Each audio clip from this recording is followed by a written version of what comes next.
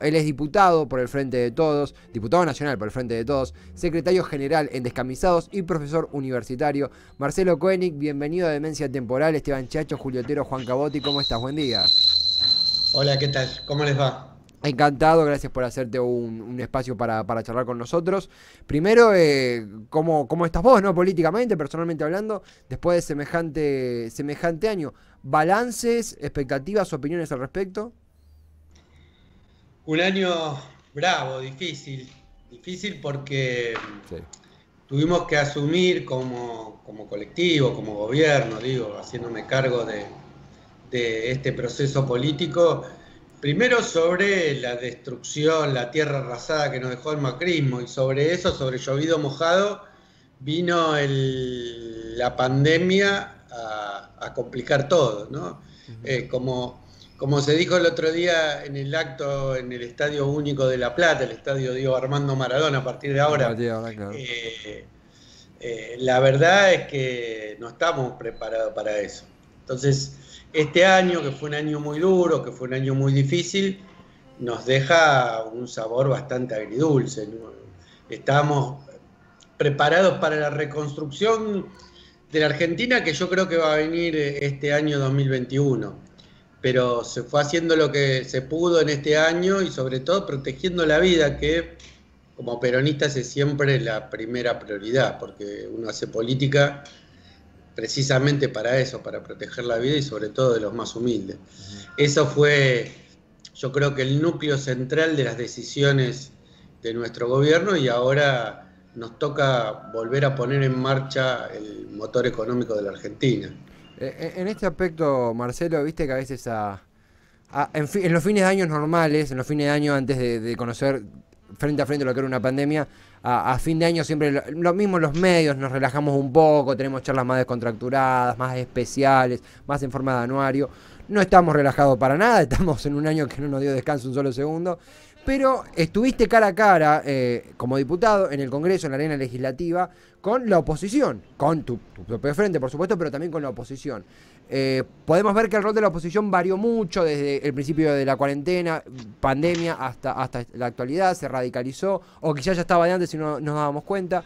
Pero vos que lo viste cara a cara, ¿cómo fue el intercambio con la oposición en el Congreso? ¿Qué balance haces? ¿Qué tan agresivo o qué tan conciliador fue esos episodios? La verdad es que yo tengo la sensación de que la oposición no estuvo a la altura de las circunstancias históricas de lo que necesita la Argentina. Al principio, y teniendo en cuenta que para hacer nuestra actividad debía hacerse no de modo presencial, porque eso nos ponía en riesgo a todos, y no solamente a los diputados y las diputadas, sino sobre todo, y lo que es para mí más importante, a los trabajadoras y trabajadoras del Congreso, Ujú. la oposición acordó modificar o en realidad hacer un protocolo especial para que hagamos reuniones telemáticas. Pero después entendió que claramente su negocio para poder aparecer en los sets televisivos, en el horario central y poder tener su minuto de fama, era salir a decir que eso mismo que acordaron para que funcione el Congreso, y que el Congreso todo no estaba funcionando.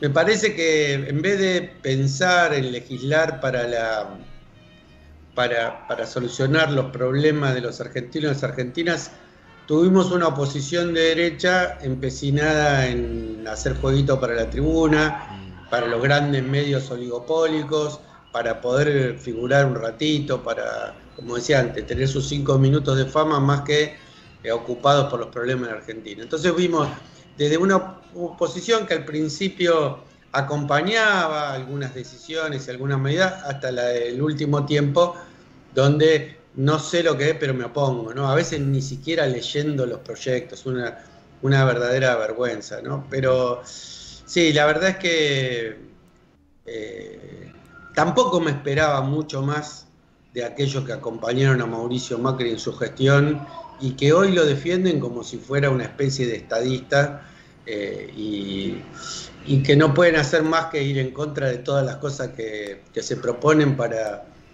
beneficiar a la mayoría popular. Siempre cuando se prepara una nota, normalmente, primero agradecerle a tu equipo de prensa que permitió este enlace. Siempre hay algún titular, siempre hay alguna frase que sirve como disparador, ¿no? Para empezar a pensar la nota. En este caso, contamos un poquito detrás de la cocina, ¿no? Del reportaje. Fue una intervención, un comentario que vos realizaste, bueno, justamente en contra del lawfare, de la guerra judicial usada contra líderes políticos. Y bueno, obviamente, en consecuencia de ello, en contra de la presencia de presos políticos en nuestro país. Y mencionás el caso específico de Amadou Boudou y la potencial no intervención de Alberto Fernández en este caso, mediante un indulto. ¿Sentís que Alberto Fernández, por una cuestión de imagen, por una cuestión ideológica, por una cuestión de personal, no interviene en esto? ¿O crees que es algo que puede suceder, pero no en este momento? Mira, yo creo que si uno se atiene al régimen constitucional en la Argentina, y perdónenme mi defecto de formación, lo único que puede hacer el Ejecutivo en relación a los presos políticos es dictar un indulto, ¿no? El indulto implica el reconocimiento del delito. Y esto es un problema, porque ni siquiera los presos políticos están pidiendo un indulto. Lo que están pidiendo los presos políticos y los que pedimos aquellos que antes, en la época del macrismo, decíamos que eran presos políticos y ahora también decimos que son presos políticos, es precisamente que el Poder Judicial deshaga ese camino vinculado a las presiones políticas, ese camino vinculado a las presiones mediáticas. Y para eso tenemos que construir algo mucho más complejo que un indulto, que es una democratización de la justicia, ¿no? Hoy la verdad que el rol que le cabe sobre todo a la Corte Suprema, que es parecida a la Corte Suprema del menemismo, absolutamente permeable a los intereses de los poderosos, es francamente lamentable. Yo creo que ahí, si queremos devolverle el prestigio a la justicia, vamos a tener que intervenir y hacer unos cambios, que implicará un montón de discusiones, ¿no? Pero yo estoy convencido que sin democratización de la justicia no hay posibilidad de construir un proyecto popular, ¿no? Digamos, hoy la estructura misma constitucional nuestra nos habla de la independencia de poderes, pero también nos habla de un único poder que no solamente está absolutamente intocado por la voluntad popular, porque a los diputados y diputadas, a los senadores y senadoras nos eligen, a los presidentes lo elegimos entre todos, claro. Y al Poder Judicial se eligen ellos mismos, cada vez más es una corporación cerrada, en donde no interviene lo popular de ninguna manera. Entonces me parece que hay muchas cuentas pendientes que tenemos en ese sentido, y yo soy un convencido que hasta tanto no democraticemos la justicia vamos a tener una deuda pendiente con la democracia. Pero particularmente, escuchándolo al presidente, yo digo que el presidente no va a echar mano del indulto, porque él también es consecuente con lo que planteó en el proceso anterior a ser gobernante, que dijo que existían detenciones arbitrarias, pero no existían presos políticos. Yo creo que ahí tenemos un matiz. Yo creo que realmente en la Argentina no hubo igualdad ante la ley, y algunas personas en particular, digo, podríamos poner por caso a Amadou Boudou, o a Milagro Salas, o a Luis Delía, o a varios otros que no tuvieron el mismo régimen de garantía de sus derechos que tiene el común de la gente en función de sus ideas políticas. Y para mí ese tipo de persecución lo que genera son presos políticos, no solamente detenciones arbitrarias, que también las existieron, pero me parece que van más allá de eso. Es mucho más profundo, en todo caso, el cuestionamiento de aquellos que creen de la justicia o del Poder Judicial, para ser más precisos, de aquellos que creemos que existen presos políticos. Hubo casos, a título personal lo siguiente, hubo casos muy, muy extremos. Recuerdo el caso de Timerman, que fue muy, muy fuerte. Creo que no quiero mandar cualquiera. El cargo de la traición a la patria por el memorándum, que era cualquier cosa, la causa, y sabemos el final. Una verdadera tragedia. Justo se me vino a la cabeza eso. Y sí, esta mención de Alberto Fernández, que uno, metiéndome un poco en lo que es la interna, en el buen sentido, del Frente de Todos, donde obviamente conviven los debates y las diferentes matices, uno ve la posibilidad de una reforma judicial, también ve el deseo y también la realidad que afronta Alberto Fernández, mucho más a veces llevado al diálogo que al dialoguismo, a cierto centrismo. En un año muy difícil, en un año muy complicado. En lo político vos, Marcelo, ¿cómo observás la posibilidad de, con Alberto Fernández a la cabeza, avanzar a ello? ¿Sentís que él puede variar su posición en los próximos tiempos? Quizás si se estabilice un poco la cuestión. ¿Qué sentís al respecto en torno a su rol como encabezador de reformas? Mira, yo creo que lo que todos tenemos en claro es que el Frente de Todos es una enorme coalición en donde no sobra nadie. Y como toda unidad, es una unidad entre los distintos, no una unidad entre los iguales, ¿no? La unidad entre los iguales no es una unidad. Lo que me parece es que en eso, más que interna, yo quiero pensar en una disputa de sentido, ¿no? Porque la interna parece que se dirimiera solamente con votos en las urnas, pero la disputa de sentido se dirime también de cara al conjunto de la sociedad. Yo creo que hay una enorme porción de la sociedad que le parece que en determinadas cosas hay que profundizar, que tiene que ver con el tema de la justicia y tiene que ver con montones de otros temas también. Yo creo que lo dijo muy claro Cristina el otro día, ¿no? Digamos, y parafraseando a Perón, es claro que no se puede hacer tortillas sin romper huevos. Y algunos intereses vamos a tener que tocar. Obviamente que hay sectores dentro del Frente de Todos que tienen una mirada, en todo caso, menos conflictiva o menos de profundización o más moderada, para llamarlo en otros términos. Bueno, a mí me parece que esto es un debate que nosotros nos tenemos que dar. Un debate que lo tenemos que hacer preservando la unidad. Yo soy de aquellos que hay que tocar, que creen que es preciso tocar intereses, que es preciso, y que eso nos va a generar algunos tipos que no nos quieran, ¿no? Digamos, pero gobernar es también eso. No es solamente generar amigos, sino también generar enemigos. Si no, sería presidente de Brasil Roberto Carlos. Claro, y, claro, bueno, sería mucho más sencillo de esa forma. Sería también sano, imagino, para la experiencia política argentina en la historia reciente, los gobiernos de coalición estrictamente hablando. Bueno, quizá decimos coalición, sinónimo de alianza, y el recuerdo que tenemos todos es espantoso. No es el mismo caso, obviamente, porque sería simplificar alevosamente las cosas, ni a palos el mismo caso. Pero sería muy sano esta convivencia, ¿no? De disidencias, y que se pueda gobernar con esos matices. Decirlo es hermoso, después en la práctica me imagino que un desafío gigante, pero lo describí de manera muy clara, Marcelo. Sabemos que son días súper ajetreados. Yo te hago ya la última, al menos de mi parte.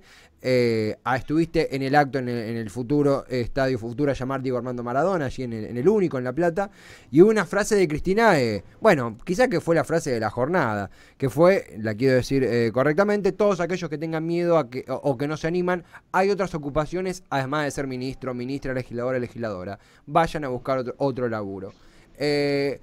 Permitime ser un poquito frívolo. ¿Sentís que estuvo estrictamente dirigida a alguien que no? ¿Y cómo vos sos diputado, cómo lo percibiste vos desde tu lado? ¿Cómo fue el impacto entre el cuerpo de diputados y diputadas? ¿Cómo se recibió la frase? A mí me encantó. A mí me gusta ver esa Cristina que dice las cosas que tiene que decir. Ella tiene un rol de conducción en nuestro espacio político, y que ella marque determinados rumbos estratégicos, a mí me parece que es hasta necesario, ¿no? Yo no me guío por los grandes medios oligopólicos de comunicación que la critican a Cristina si no habla, que la critican a Cristina si hablan, que Cristina, que nombran 77 veces en cada discurso político a Cristina. Yo creo que a Cristina la necesitamos porque sin duda que es uno de los cuadros políticos estratégicos más importantes de la Argentina. ¿Quién puede poner en discusión eso? Yo creo que evidentemente a algunos incomodó. La verdad es que a mí no solamente no me incomodó, sino que yo pienso exactamente igual que eso. que para gobernar, como nos enseñaba Néstor Kirchner, hay que tener un sentido de la historia. Y a la historia pasan no los que especulan, sino los que más se la juegan. Y me parece que eso es lo que necesitamos un poco en la Argentina. Empezar a romper huevos para hacer esa tortilla, empezar una más justa distribución de la riqueza, empezar una democratización de la justicia, como hablábamos antes, empezar una más justa construcción social para que en la Argentina nadie pase hambre, nadie pase necesidades. Y para eso, evidentemente, vamos a tener que afectar intereses, ¿no? Yo en este sentido creo que al que le quepa el sayo que se lo ponga. A mí esas palabras de Cristina, además de lo que me gustaron, me llenaron de orgullo. Porque ver a Cristina, iba a hacer un furcio de Cristina con Argentina, ver a Cristina jugando en la cancha es lo que a veces muchos de nosotros necesitamos. Sí, sí, sí. Es simbólico también, justamente fue en una cancha, así que venía bien a colación. Clarísimo, clarísimo. Realmente, de nuevo, son días movidos, como cualquier día de este año, así que poder charlar con alguien que integra justamente la Cámara y que integra la vida política argentina es imprescindible para nosotros. Marcelo, agradecerte a vos por tu tiempo, a tu equipo de prensa por el enlace y invitarte a la próxima charla. La seguimos en la próxima y desearte muy felices fiestas. Bueno, muy felices fiestas para vos y para todos los oyentes de Radio Cítrica. Y la verdad es que levantemos la copa para que el año que viene sea un año mucho mejor que este, Total. sea un año donde vuelvan todas las cosas que necesitamos, la justicia, que vuelvan la ronda de mates compartidos, que vuelvan los abrazos, que vuelva todo aquello que nos hace felices. Para eso y no para otra cosa, el pueblo siempre confía en el peronismo.